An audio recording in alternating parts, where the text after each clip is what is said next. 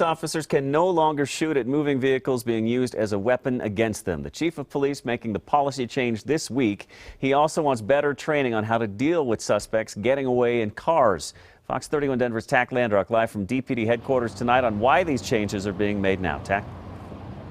Jeremy, the chief says after 4 separate cases where officers fired into vehicles, this review was needed. He spoke with several police departments across the country and said this was the best policy.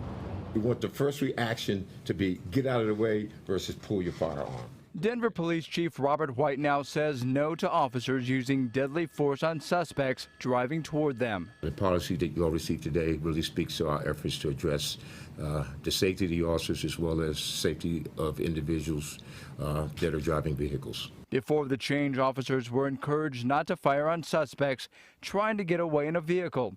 But after 4 incidents where Denver police officers fired into cars, 2 resulting in the deaths of suspects, including 17-year-old Jesse Hernandez, who was killed in January, Chief White says a change was needed. Statistics have shown that number one, it's very seldom that's really effective, and number two, you end up putting innocent individuals in harm's way. The chief says this policy mimics other departments across the country, with a view that a disabled vehicle driving toward them is more dangerous to the public.